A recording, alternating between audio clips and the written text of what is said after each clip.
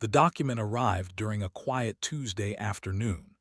Admiral Rebecca Walsh was reviewing supply reports when her assistant brought the sealed diplomatic case into her office aboard Unity Station. The case bore the official marks of the Galactic Coalition, which meant nothing good ever came from it. Rebecca broke the seal and pulled out the holographic projector. The device hummed to life, displaying Ambassador Threll's recorded message. The tall reptilian diplomat spoke in his usual formal tone, each word carefully chosen. Humanity has demonstrated concerning advancement rates. Your species achieved faster-than-light travel 60 years ago. Already, you match civilizations 10,000 years old. This acceleration worries the Coalition members. For galactic stability, we require your full cooperation. Rebecca watched as the hologram shifted to display legal documents. Her experienced eyes scanned through the demands quickly. Surrender all military vessels. Dismantle defensive installations. Accept permanent observer status with no voting rights. Submit to regular inspections. 30 days to comply. The message ended with Threll's final statement. We hope humanity understands this decision protects everyone, including yourselves. Aggressive expansion has destroyed younger species before. We wish to prevent such tragedy. Rebecca sat back in her chair and looked out her office window at Earth below. The blue and green planet turned slowly beneath white clouds. Millions of humans down there going about their lives, unaware that alien bureaucrats just tried to clip their wings. Her communication panel blinked. The emergency government channel activated automatically. Screens around her office lit up with faces of Earth's leaders. President Martinez spoke first from the Americas. I assume you all received the same document. Nods came from every screen. Prime Minister Okonkwo from the African Union leaned forward. They want complete disarmament. This is humiliation dressed as protection. Chancellor Weber from Europe shook his head. 30 days. They expect us to dismantle everything we built in 3 decades. Rebecca cleared her throat. All eyes turned to her screen. What they expect and what they get are different things. The document is very specific about military vessels and defense stations, but it says nothing about civilian ships. President Martinez raised an eyebrow. You have an idea. I have several. Give me 6 hours to prepare a proposal. Then we can show the coalition exactly how cooperative humanity can be. The meeting ended. Rebecca called her engineering chief, a sharp woman named Dr. Patricia Hayes who had designed half of Earth's defense systems. Patricia, I need you to read something. Then tell me how creative we can get with definitions. 6 hours later, Rebecca presented her plan to Earth's governments. The response was unanimous approval. By morning, the plan was in motion across every human shipyard and military base. When Ambassador Threll arrived at Unity Station 3 days later for the formal response meeting, he found Rebecca waiting in the conference room. She had prepared tea, a gesture of hospitality that seemed to confuse the reptilian diplomat. Admiral Walsh, I hope humanity has considered our requirements seriously. Rebecca smiled and gestured to the seat across from her. Ambassador, we have given your document very thorough consideration. Earth's government accepts your terms. Threll's head crest raised in surprise. His forearms shifted uncomfortably. You accept, without negotiation. Your document was clear. You want military vessels gone, defense stations dismantled, no weapons pointed at coalition space. We agree to all of it. The ambassador sat down slowly. This was not the resistance he expected. Humans were known for arguing every point. This is very cooperative of your species. We believe in following the rules, Ambassador. When the coalition sets clear boundaries, we respect them. I have already sent orders to all human military installations. Dismantling begins today. Threll studied her face carefully. Humans were difficult to read, but this admiral seemed genuinely compliant. Perhaps the younger species understood their place after all. The coalition appreciates this wisdom. Inspectors will verify compliance within the month. Rebecca nodded and sipped her tea. They will find everything in order. I promise you, Ambassador, humanity will follow every single rule in your document. The meeting ended cordially. Threll left Unity Station feeling satisfied. He sent a message to the Coalition Council reporting humanity's surprising cooperation. Several council members expressed relief. The humans had accepted their limitations without conflict. What Threll did not see was Rebecca's smile after he left. What the council did not know was the stack of engineering reports on her desk. What none of them understood was the difference between the letter of law and the spirit of law. Across human space, shipyard workers began their tasks. Military destroyers were pulled into dock. Weapons systems were carefully removed. Defense satellites were deactivated and retrieved. Every step was documented and broadcast on public channels for coalition observers to see. But in those same shipyards, other work happened simultaneously. Engineering teams studied every component removed from military vessels. Each weapon system was cataloged. Each engine was measured. Each piece of armor plating was weighed and tested. Dr. Hayes stood in a shipyard above Mars, watching a destroyer being taken apart. A young engineer approached her with a tablet. "Ma'am, the pulse cannons from Deck 7. Where should we send them?" Patricia smiled. "Recycle the housings. Send the focusing crystals to civilian mining operations. They can always use better rock-cutting lasers. And the targeting computers. Those go to the new meteor tracking satellites. Civilian safety is important after all." The engineer grinned and made notes on his tablet. He was starting to understand the game. On Earth, President Martinez gave a public address. He explained the coalition's demands and humanity's decision to comply. The speech was calm and measured. He emphasized cooperation and peace. He thanked the coalition for their guidance. But at the end of his speech, he added one sentence that made every human watching smile. "We will follow their rules exactly as written." Across human colonies, the message was understood.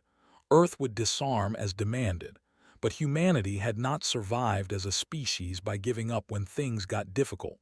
They survived by adapting, by finding new solutions, by being creative with obstacles. The coalition wanted military vessels gone. Fine. Humanity would build civilian vessels instead, very capable civilian vessels.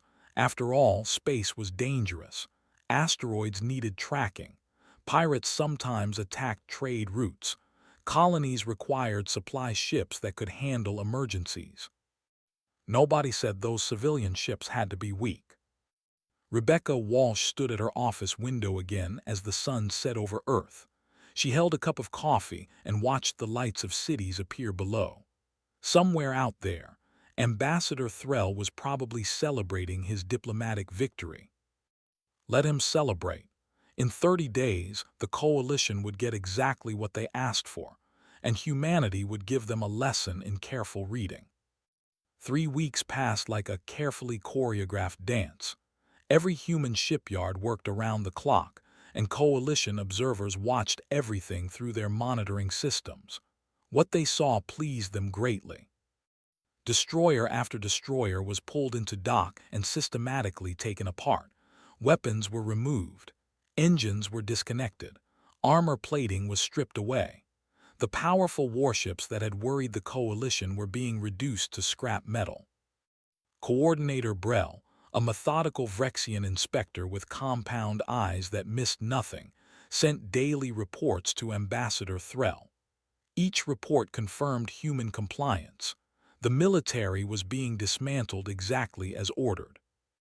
What Brell's reports did not mention because he did not think it relevant were the civilian construction projects happening in adjacent docks.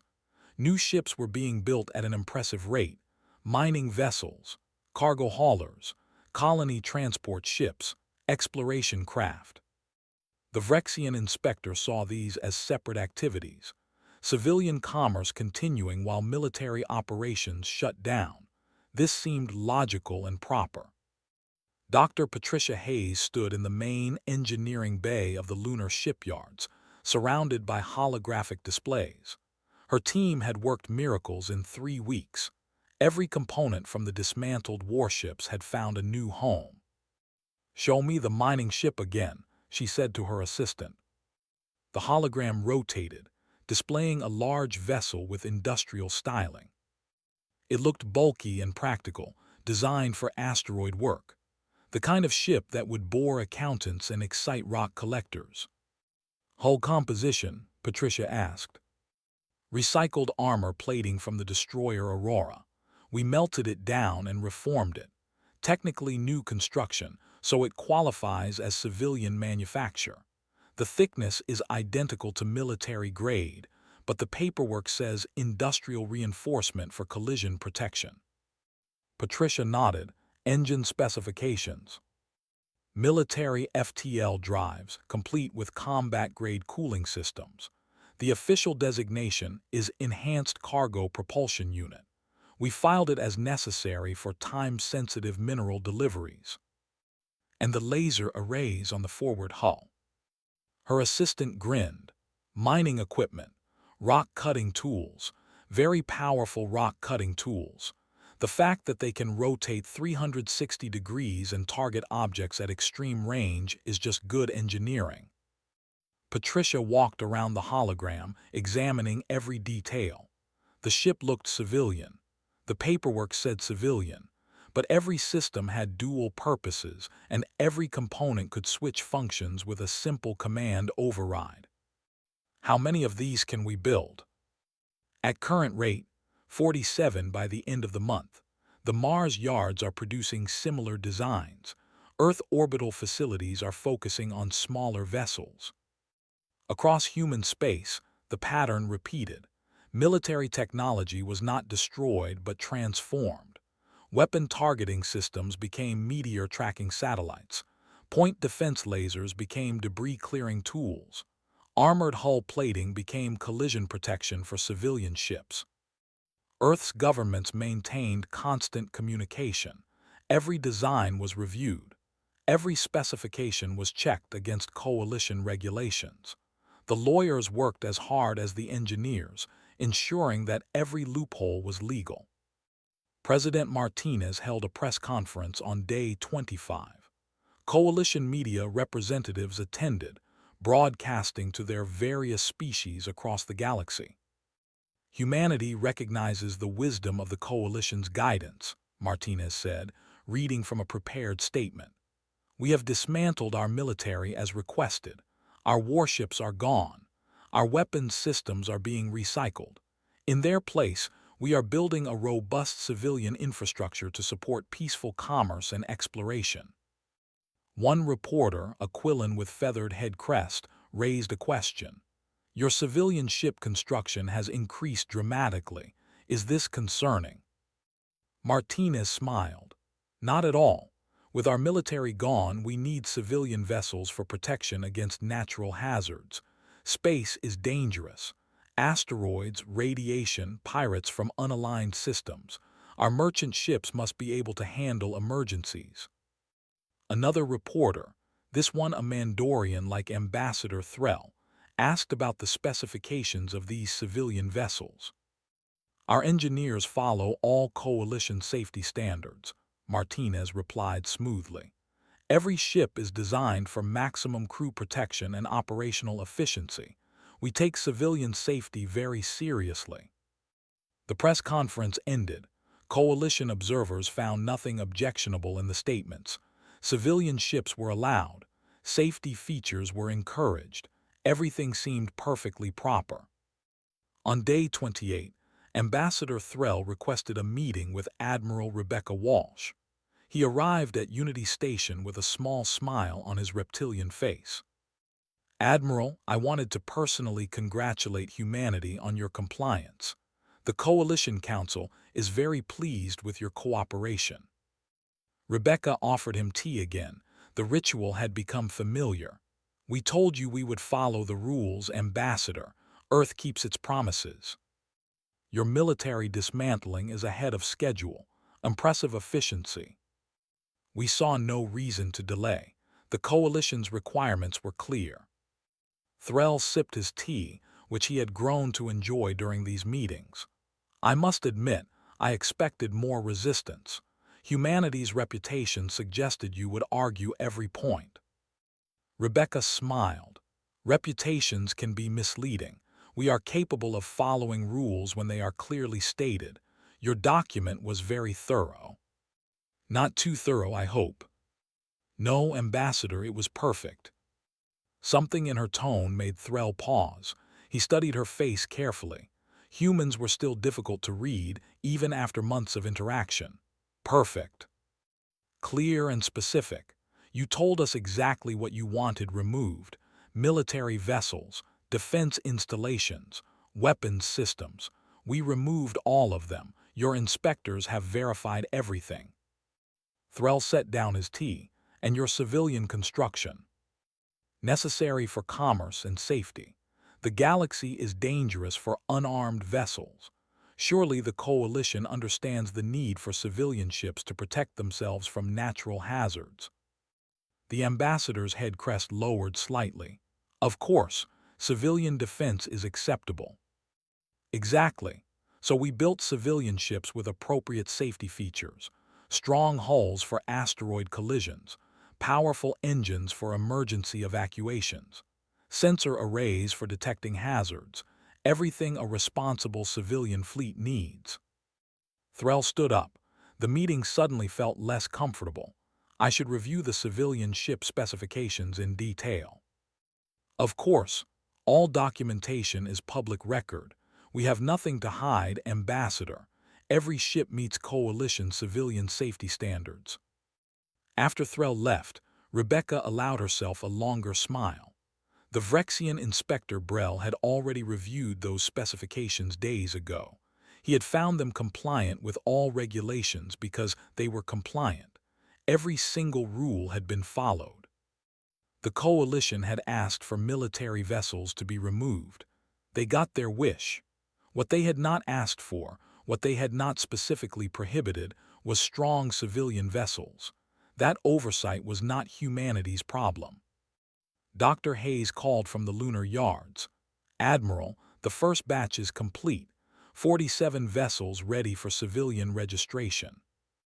Excellent. Have the captains file their commercial shipping licenses. I want everything documented properly. Already done. We have contracts for mineral shipments, colony supplies, and exploration surveys. All legitimate civilian activities.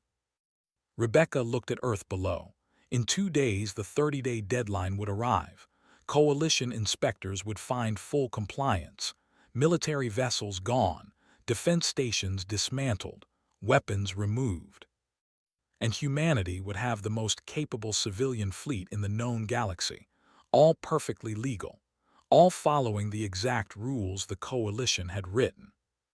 Sometimes the best victory was giving people exactly what they asked for. Day 30 arrived with formal ceremonies and official declarations. Coalition inspectors conducted their final verification across all human facilities. Coordinator Brell led a team of 12 specialists, checking every shipyard, every station, every installation. They found perfect compliance. Military destroyers existed only as scrap metal waiting for recycling. Weapon systems sat in storage facilities, deactivated and tagged for civilian repurposing. Defense satellites had been pulled from orbit. Everything the Coalition demanded was gone. Ambassador Threll stood in the Coalition Council chambers, delivering his report to representatives from 47 species. The circular room hummed with translation devices as his words reached alien ears in dozens of languages. Humanity has fully complied with all requirements. Their military no longer exists as a cohesive force. Earth is now a peaceful member species, limited to civilian operations only. Applause rippled through the chamber. Several council members expressed relief. The human problem was solved without bloodshed. The dangerous young species had been contained. Only a few observers noted the details buried in Brell's full report. The sections about civilian ship construction, the notes about enhanced safety features, the observations about unusually robust commercial vessels. But these details seemed minor. Civilian ships were allowed. Safety features were encouraged. If humans wanted to build strong merchant vessels, that was their choice. 3 months later, the first incident occurred. A cargo ship named Morning Coffee was hauling mineral shipments through the frontier zones. Captain Dan Foster, a former military pilot now running commercial routes, was reviewing his navigation charts when the distress call came through. Any vessels in range, this is Colony Ship Bright Dawn. We are under attack by unidentified raiders. Repeat, under attack, requesting immediate assistance. Dan checked his sensors. The colony ship was 4 hours away at standard civilian speeds. Coalition patrol vessels were at least 2 days out. The raiders would gut the colony ship long before help arrived. His crew looked at him. They all knew what the ship could really do, but revealing those capabilities meant answering uncomfortable questions later. Dan made his decision in 3 seconds. Engineering, give me full military power. Weapons, activate the mining arrays. We are going to deliver some emergency supplies. Morning Coffee leaped forward. The civilian cargo hauler suddenly moved like a warship, covering the distance in 30 minutes. The raiders were still attacking Bright Dawn when the human vessel dropped out of FTL directly between them. Dan opened a channel. Morning Coffee to hostile vessels. You are interfering with our delivery route. Suggest you leave immediately. The raiders responded with weapons fire. 3 plasma bolts struck Morning Coffee's hull and dissipated against armor that was far too strong for a civilian vessel. Well, that was rude, Dan said. Weapons, please remove those obstacles from our shipping lane. The mining lasers activated. The official documentation called them rock-cutting tools. The raiders discovered they cut through starship hulls just as effectively. 4 precisely aimed shots disabled the raider engines. 2 more destroyed their weapons. The raiders fled on emergency thrusters, leaving their damaged companions behind. Dan called the colony ship. Bright Dawn, this is Morning Coffee. Your route is clear. Sorry about the delay in your schedule. The colony captain, a confused Quillen named Pell, responded shakily. You are a cargo ship. How did you move so fast? How did you have those weapons? Mining equipment, friend. We haul rocks for a living. Sometimes the rocks fight back. Have a safe journey. Dan cut the channel before more questions could come. His crew began documenting the incident. Raider attack. Civilian vessel defending itself. All perfectly legal under Coalition self-defense laws. The report reached Coalition headquarters 3 days later. It was filed under civilian incidents and largely ignored. Raiders attacked shipping all the time. One incident meant nothing. Then the second incident happened, and the third, and the fourth. A human exploration vessel encountered pirates harassing a Mandorian research station.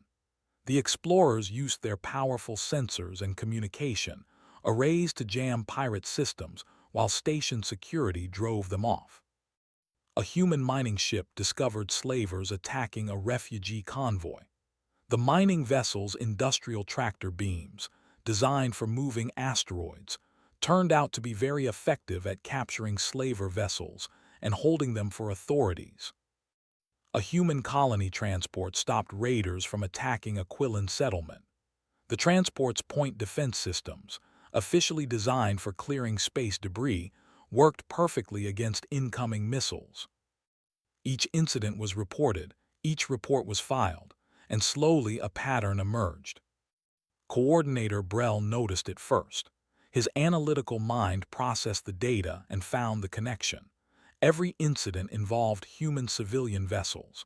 Every incident showed capabilities far beyond normal commercial ships. Every incident was technically legal but practically suspicious. He brought his findings to Ambassador Threll. "Look at these specifications," Brell said, spreading holographic data across the table. "This mining ship has armor equivalent to a coalition cruiser. This cargo hauler has engines rated for military pursuit speeds. This colony transport has enough sensors to track a pebble across 3-star systems." Threll studied the data carefully. His 4 arms gestured at different sections. "But these are all civilian vessels. They passed our inspections." "They passed because they are technically civilian. But look at the components. Every single system has dual purposes. These ships can switch from mining to military operations in seconds." "Did we specifically prohibit civilian vessels from having these capabilities?" Brell's compound eyes showed frustration. "No, we prohibited military vessels. We said nothing about civilian ship specifications." Threll sat back, his crest lowering. "They followed our rules exactly." "Too exactly. They dismantled their military and rebuilt it as a civilian fleet. Every ship is legal. Every system is documented. But the end result is the same. Humanity is armed." The ambassador pulled up Admiral Rebecca Walsh's contact information. "I need to speak with her immediately." The meeting was arranged for the following day. Threll arrived at Unity Station with Brell and a legal team. They found Rebecca waiting with her own lawyers and Dr. Patricia Hayes. Threll wasted no time. "Your civilian ships are too powerful. They are functionally military vessels disguised as commercial craft." Rebecca remained calm. "They are civilian vessels meeting coalition safety standards. We followed every regulation in your document." "You are violating the spirit of our agreement." "We are following the letter of your requirements. You demanded military vessels be removed. They are gone. You demanded defense installations be dismantled. They were. You demanded we comply with your rules. We did." Brell leaned forward. "Your mining ships have military-grade weapons." Dr. Hayes responded. "Those are industrial tools, rock-cutting lasers, asteroid processing equipment. The fact that they can be used defensively is simply good engineering. Your cargo ships move at military speeds. Time-sensitive deliveries require fast engines. Our commercial clients demand efficiency. Your colony transports have excessive sensor capabilities. Space navigation requires accurate sensors. Civilian safety is our top priority." Threll's crest raised in anger. "You are making a mockery of our authority." Rebecca finally showed emotion. She leaned forward, her voice sharp. "No, Ambassador, we are operating within the rules you gave us. You wanted to limit humanity. You succeeded. We have no military, but you did not prohibit us from having strong civilian vessels. That oversight is your failure, not our deception." The room fell silent. The legal teams on both sides knew she was right. Every human ship was properly documented. Every system was legally civilian. The coalition had been outmaneuvered by their own regulations. Threll stood. "The council will hear about this." "I am sure they will. And I am sure your lawyers will tell you the same thing ours are telling us. We followed your rules, every single one." After the coalition delegation left, Dr. Hayes smiled. "That went well." Rebecca shook her head. "They will try to close the loopholes. New regulations are coming." "Then we will read those very carefully too." The Admiral looked out at Earth. "We always do." The Coalition Council chambers filled with angry voices. Representatives from dozens of species debated the human situation. Some wanted stronger restrictions. Others argued the humans had technically followed all rules. A few quietly admired the creative compliance. Ambassador Threll stood at the central podium, his diplomatic composure cracking slightly. The intent was clear. Humanity was to be rendered harmless. Instead, they have created the most effective civilian fleet in known space. A Quillen delegate raised her feathered crest. But they are saving lives. The morning coffee incident protected our colony ship. Should we punish them for helping? The issue is not their actions but their capabilities, Threll responded. These vessels are weapons pretending to be tools. A gruff Vrexian counselor interrupted. Then we write better rules. Specify civilian ship limits. Define acceptable defensive capabilities. Close the loopholes. The debate continued for hours. Finally, a vote was called. The decision was narrow but passed. New regulations would be drafted, specifically limiting civilian vessel capabilities. Humanity would be required to downgrade their ships to acceptable civilian standards. The new rules took 3 months to write. Coalition lawyers worked carefully, trying to anticipate every possible loophole: engine speed limits, weapon power restrictions, armor thickness maximums, sensor range caps. Everything was defined precisely. Ambassador Threll delivered the new document to Admiral Rebecca Walsh personally. He seemed tired, as if the months of legal work had drained him. These regulations are extremely specific, he said, placing the data chip on her desk. We learned from our mistakes. There are no loopholes this time. Rebecca accepted the chip and loaded it into her system. The holographic display showed hundreds of pages of detailed requirements. She read through them slowly while Threll waited. After 20 minutes she looked up. This is very thorough. Will humanity comply? We will read it carefully and respond appropriately. Threll's crest lowered. That is what you said last time. And we complied last time. We will comply this time too. The ambassador left without his usual diplomatic pleasantries. He knew humanity was planning something, but he could not determine what. The regulations were airtight. His legal team had checked everything. Rebecca called an emergency meeting of Earth's leadership. The holographic conference room filled with worried faces. They have closed most of the loopholes, President Martinez said after reviewing the document. These specifications are very limiting. Chancellor Weber nodded. Our current ships exceed these limits significantly. We would have to rebuild everything. Rebecca pulled up a different section of the regulations. Look at Clause 47. The restrictions apply to individual vessels. Each ship must meet these standards. Dr. Hayes, who had joined the meeting, suddenly smiled. Individual vessels, not fleet coordination. Exactly. They limited what one ship can do. They said nothing about what multiple ships can do together. Understanding spread through the meeting. President Martinez leaned back. So we build smaller ships that meet their limits. And we build a lot of them, Rebecca continued. Each one individually compliant, but coordinated together they become something much more capable. The plan took shape over the following weeks. Human shipyards shifted to new designs. Instead of large multi-purpose vessels, they began producing specialized smaller ships. Each one met every coalition requirement perfectly.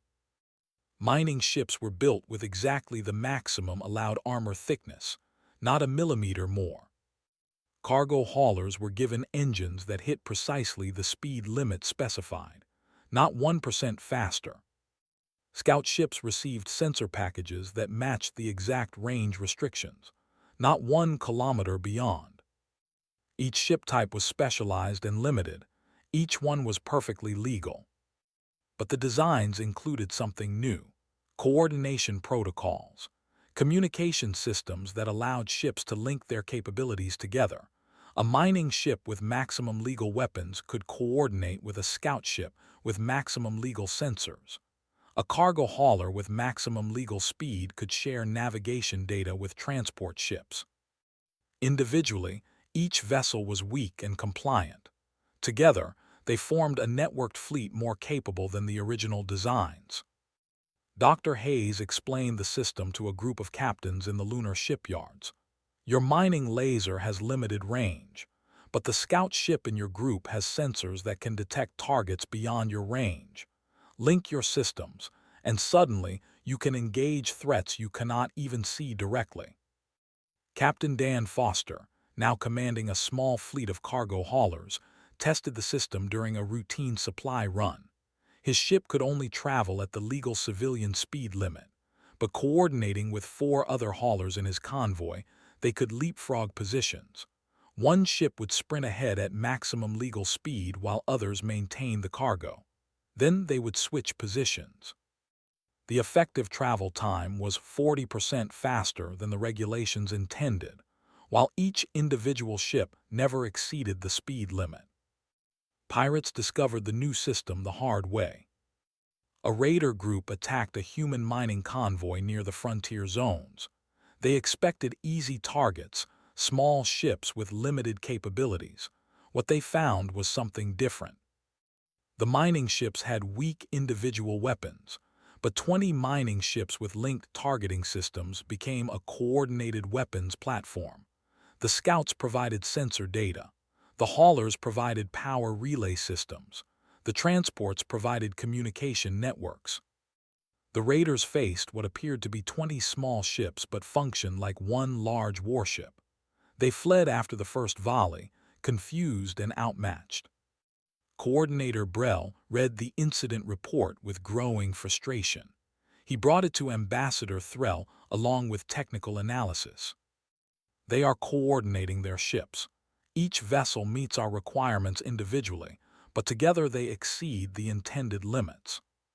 Threll read through the data. Can we prohibit coordination? How? Ships must communicate for safety. Sharing sensor data prevents collisions. Coordinating logistics is standard commercial practice. We cannot forbid basic operational procedures. The ambassador slumped in his chair. They outmaneuvered us again. They followed every rule. Each ship is compliant. The coordination is just good fleet management. Threll looked at the ceiling of his office. How did they do this? How did they find another loophole? Brell's compound eyes focused on his superior. Because they actually read the regulations, every word, every clause. They look for what we did not say, not just what we did say. So we write more regulations. And they will read those too, and find whatever we missed. This is how they operate. They do not break rules, they reshape them. The coalition tried.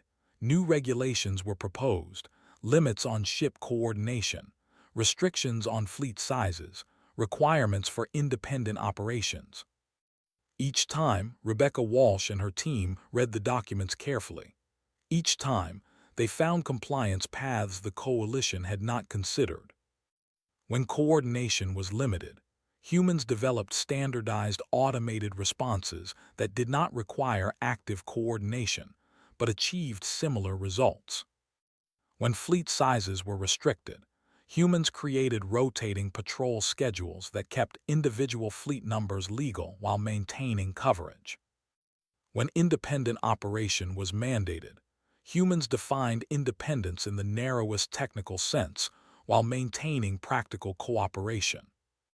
The pattern became clear across the galaxy. Human civilian vessels appeared wherever trouble emerged. Pirates learned to avoid ships with Earth registry. Slavers discovered that human merchants had an annoying habit of being nearby during raids. Aggressive species found that their targets often had human commercial traffic in the area. Ambassador Threll stopped trying to restrict humanity through regulations. Instead, he requested a private meeting with Admiral Rebecca Walsh. They met in her office aboard Unity Station. Earth turned below them, patient and eternal. "You win," Threll said simply. "We cannot regulate you into submission." Rebecca poured tea for both of them. "We never wanted to win, Ambassador. We wanted to be left alone to operate fairly." "You are making the coalition look foolish." "You are making yourselves look foolish. We follow your rules, every single one.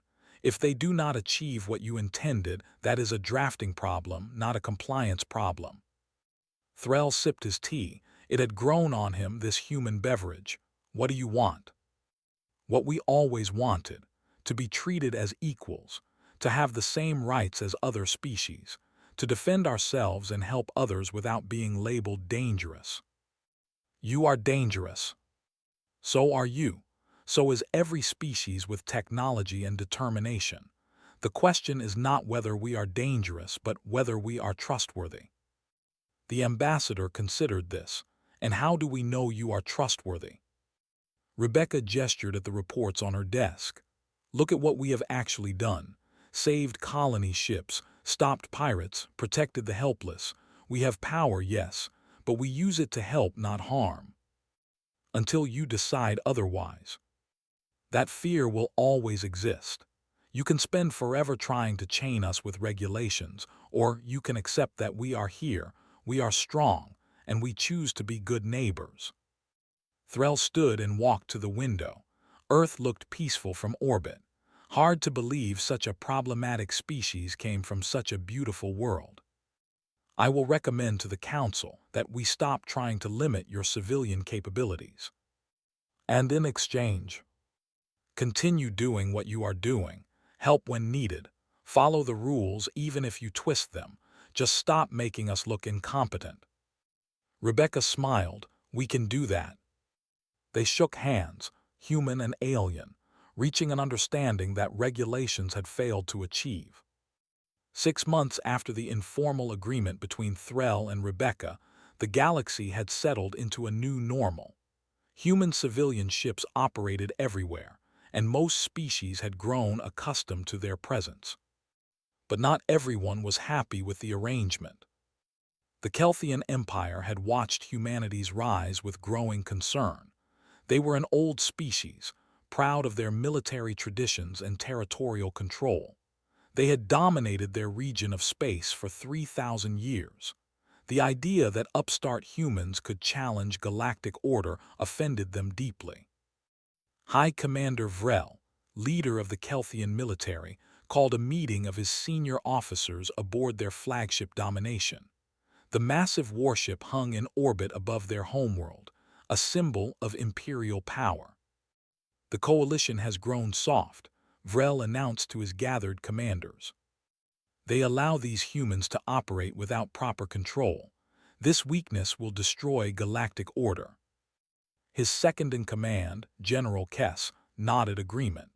The humans hide behind civilian designations, but they are clearly military forces.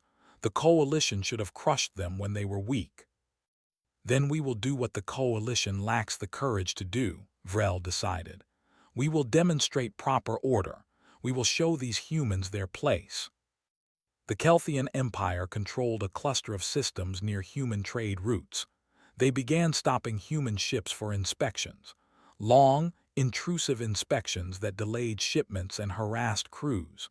It was legal under coalition law. Border security was each empire's right.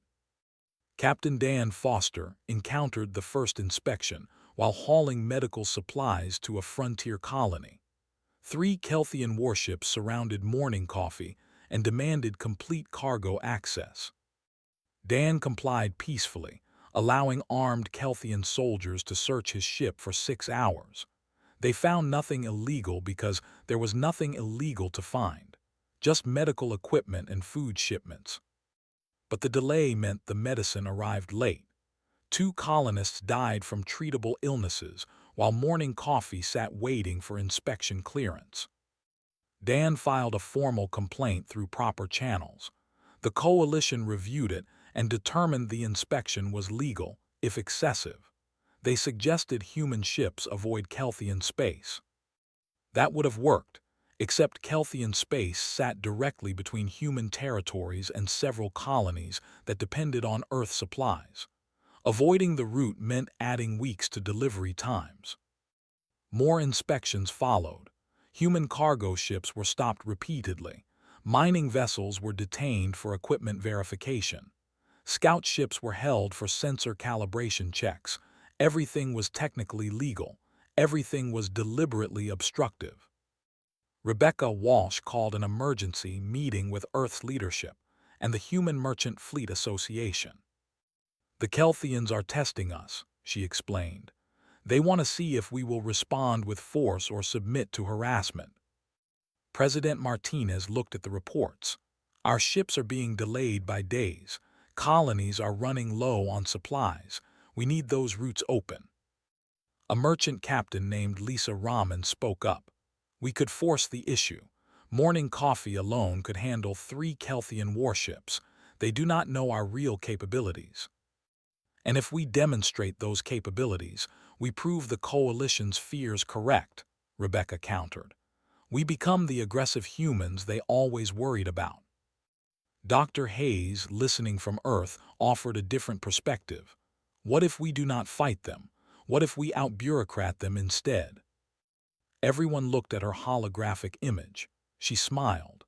The Kelthians are using regulations to harass us, so we use regulations back. We follow every single inspection protocol exactly. We document everything. We make their legal harassment so tedious that they tire of it before we do. The strategy took shape quickly. Human captains received new orders. When stopped for inspection, comply completely, but use every legal protection available. Request documentation of every inspection step. Demand proper certification from inspectors. Require supervisors to verify unusual searches. Follow the bureaucratic procedures perfectly. The Kelthians discovered that inspecting a human ship now took 12 hours instead of 6. The humans insisted on proper forms for everything. They requested official seals. They documented each step with video and sensor records. They were perfectly cooperative and maddeningly thorough. High Commander Vrel received reports of the slowdown. His inspections were working, but they were tying up his ships for longer than intended. A vessel that could inspect 3 human ships per day now managed only 1. He increased the number of inspection vessels. Humans responded by increasing their ship traffic through Kelthian space. More ships meant more inspections. More inspections meant more Kelthian resources tied up in bureaucratic procedures. The situation reached a breaking point when a human mining convoy of 40 ships entered Kelthian space simultaneously. Each ship requested individual inspection. Each ship followed every protocol perfectly. Each ship documented everything. The Kelthian border stations were overwhelmed. They had 20 inspection ships trying to process 40 human vessels, each inspection taking half a day. The human ships waited patiently in formation, completely cooperative and absolutely inflexible about proper procedures. Trade through the entire sector ground to a halt. Other species trying to cross Kelthian space found themselves stuck behind the inspection backlog. A Quillan merchant fleet filed complaints. A Mandorian colony ran short on supplies. The coalition received dozens of angry messages about Kelthian border delays. Ambassador Threll called Rebecca Walsh. Your ships are blocking an entire trade route. No, Ambassador. Kelthian inspection procedures are blocking the trade route. We are simply complying with their requirements thoroughly. You are doing this deliberately. We are following the rules, every inspection protocol, every documentation requirement, every legal protection. The Kelthians wanted to inspect our ships. We are letting them inspect our ships properly. Threll was quiet for a moment. Then he laughed, a strange sound from his reptilian throat. You are using their own tactics against them. We learned from the best. You taught us that regulations can be weapons. The Kelthians are discovering this lesson now.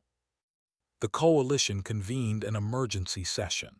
The Kelthian Empire demanded that human ships be prohibited from traveling in groups. The human delegation, led by Rebecca Walsh, politely declined. Convoy travel is safer. Coalition regulations encourage it. We are simply following proper safety protocols. The Kelthians argued that human documentation requirements were excessive. Rebecca pulled up the coalition legal code. We are using standard inspection documentation procedures. If the Kelthians find these burdensome, perhaps they should reconsider their inspection policies. High Commander Vrel sat in the council chambers, his pride wounded. This is mockery. Rebecca turned to him directly. No, Commander, this is compliance. You wanted to demonstrate proper order. We are showing you what proper order looks like when everyone follows all the rules completely.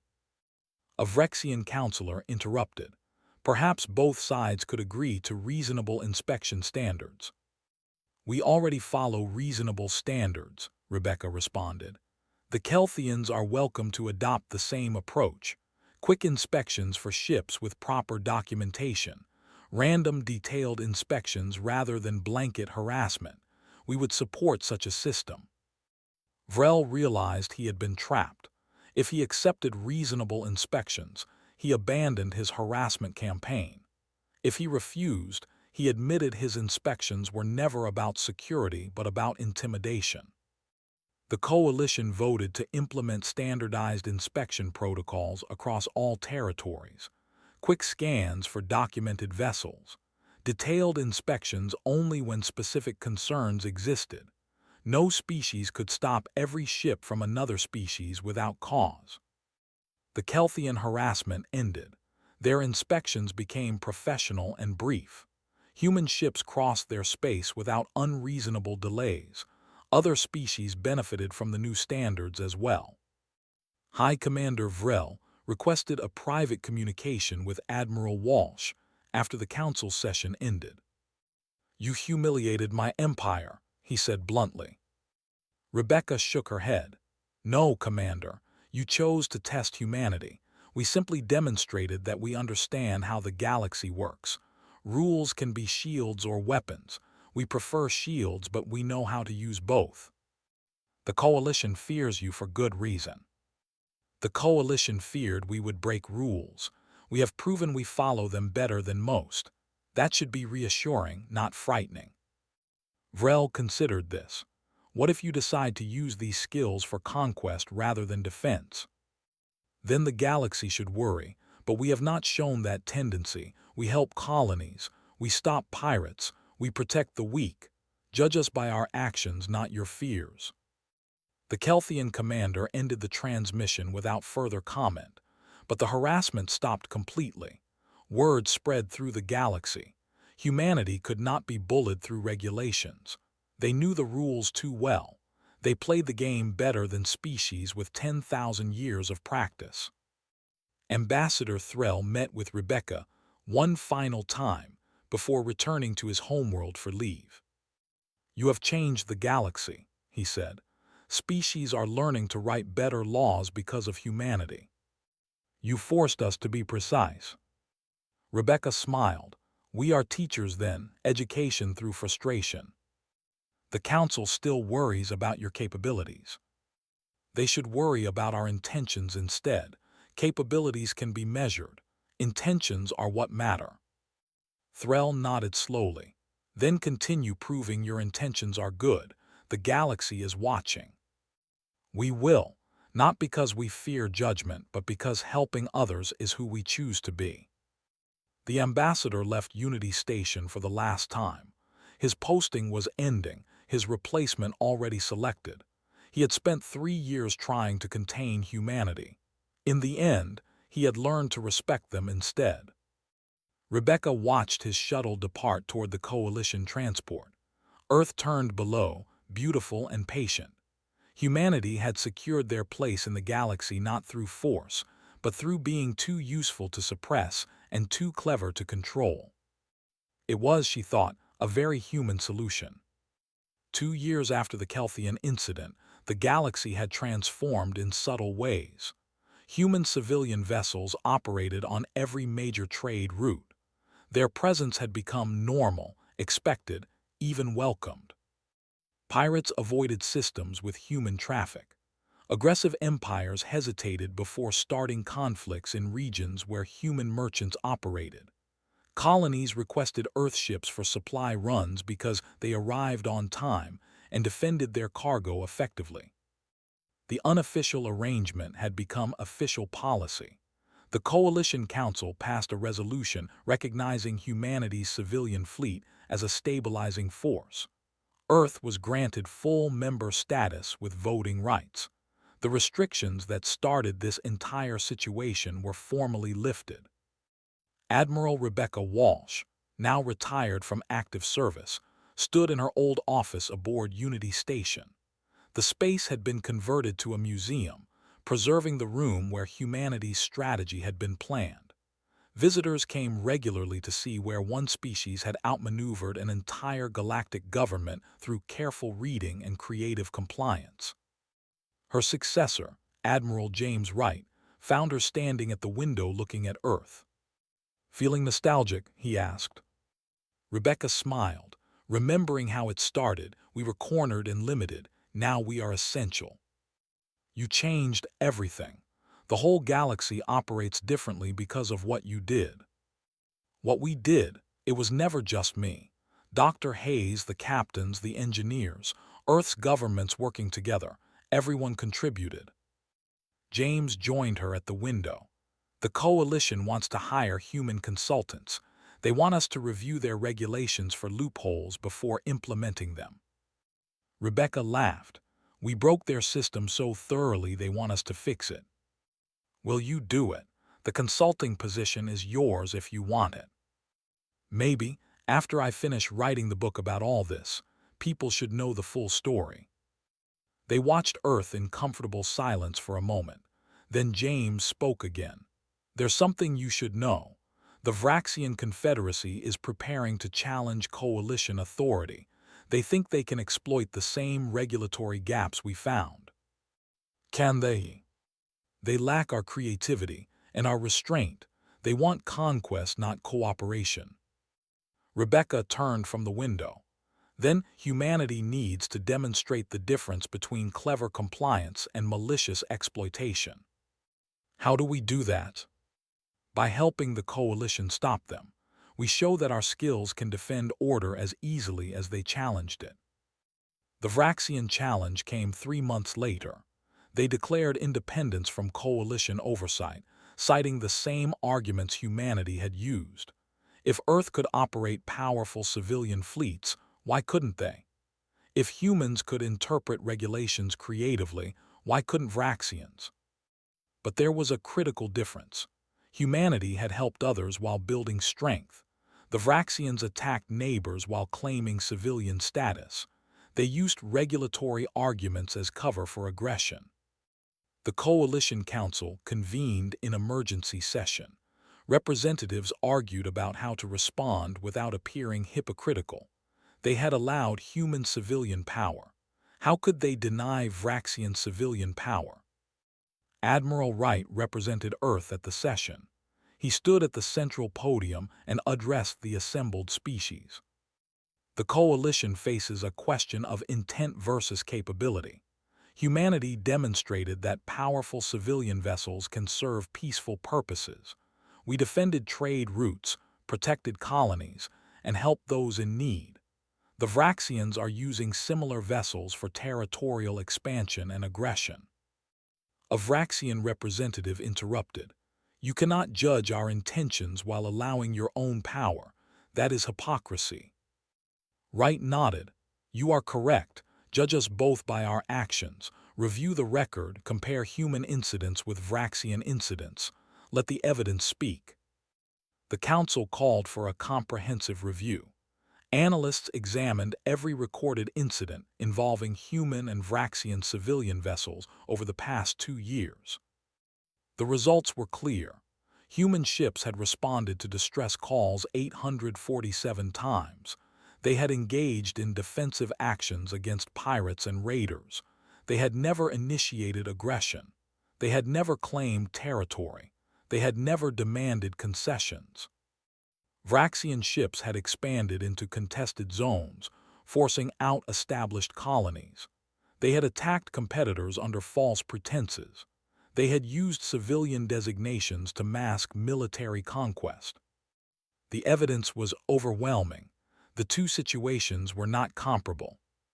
The coalition passed new regulations, written with human consultation. Civilian vessels were allowed significant capabilities, but species using those vessels for territorial expansion would face immediate sanctions. Defensive actions were protected. Aggressive actions would not be tolerated. The Vraxians protested, but their challenge collapsed. They had tried to copy human tactics without understanding human strategy. Power without purpose was just aggression. The galaxy could see the difference clearly. Rebecca watched the council proceedings from Earth. Dr. Hayes sat beside her in a cafe overlooking the Pacific Ocean. They drank coffee and watched waves crash against the shore. "We could have been what the Vraxians became," Patricia said quietly. "Strong civilians used for conquest instead of protection. But we chose differently. That choice defines us more than our capabilities. Do you think other species understand that?" Rebecca gestured at the news feed showing the council session. "They are starting to. The galaxy is learning that it is not what you can do, but what you choose to do, that matters." 10 years later, the transformation was complete. Human civilian vessels served as the galaxy's unofficial peacekeeping force. They responded to emergencies faster than coalition military vessels. They maintained order in frontier zones. They protected trade routes and defended colonies. Earth had become the species other civilizations called when trouble emerged, not because humans were forced to help, but because they chose to help. Their powerful civilian fleet was seen as a protection, not a threat. Captain Dan Foster, now retired and running a shipping company, gave an interview to a galactic news service. The young Quillen reporter asked him about humanity's role in galactic security. "We do not consider ourselves peacekeepers," Dan explained. "We are merchants who happen to be good at handling emergencies. The galaxy is dangerous. Space is hostile. Having strong ships is just practical. But you help everyone. Human ships respond to any distress call." Dan shrugged. "Of course we do. That is what neighbors do. Someone needs help, you help them. It is not complicated. Other species see it as exceptional. Then other species should try it. Help builds trust. Trust builds cooperation. Cooperation builds peace. We learned this lesson on Earth over centuries of conflict. Now we apply it to the galaxy." The interview ended, but the message spread. Humanity's approach was copied by younger species. Civilian vessels with defensive capabilities became common, but the emphasis was always on helping, not conquering. Rebecca Walsh published her book, titled Following the Rules: How Humanity Won by Losing. It became required reading in diplomatic schools across the galaxy. The central lesson was simple but profound. Rules exist to create order, but order serves different purposes. Some species use order to control others. Some use order to protect everyone. The difference is not in the rules themselves, but in how they are applied. Humanity had shown the galaxy a different path, not submission to restrictions, not rebellion against authority, but creative compliance that served everyone's interests. Following rules so precisely that the rules themselves had to improve. On her 100th birthday, Rebecca stood once more at the window of her old office in Unity Station, now permanently preserved as a historical site. Earth turned below, just as it had decades ago when she faced impossible choices. A young officer, visiting the museum on a school trip, approached her shyly. "Admiral Walsh, I study your strategies in the academy. Can I ask you something?" "Of course." "Did you know it would work? When you started all this, did you know humanity would succeed?" Rebecca thought about the question carefully. "I knew we would survive. Humans are very good at surviving, but I hoped we would do more than survive. I hoped we would prove that strength and kindness are not opposites, that being powerful does not require being cruel, that following rules can lead to freedom if you follow them well enough." "And did we prove it?" Rebecca looked at Earth, at the hundreds of ships coming and going from the orbital facilities, carrying supplies to dozens of species across the galaxy. Human crews working alongside alien partners, a civilization that had been feared, now trusted. "Yes," she said, "we proved it, not by conquering the galaxy but by helping it, Not by breaking the rules, but by following them better than anyone else. We said fine when they tried to limit us, and we turned that fine into something magnificent. The young officer smiled and returned to her class group. Rebecca remained at the window a while longer. Ambassador Threll, long retired but still alive, sent her a message that day. Just 3 words. "You were right." She sent 3 words back. "We all were." The galaxy had changed because humanity refused to be either victim or villain. They chose a third option. They became the annoying neighbors who followed every rule precisely, helped everyone generously, and proved that strength without wisdom is just noise, but strength with purpose changes everything. Earth kept turning, human ships kept flying, the galaxy kept learning. And somewhere in the Coalition archives, humanity's original submission to the disarmament demands remained on file. 1 word, written by Rebecca Walsh at the very beginning. Fine. It had meant so much more than anyone expected.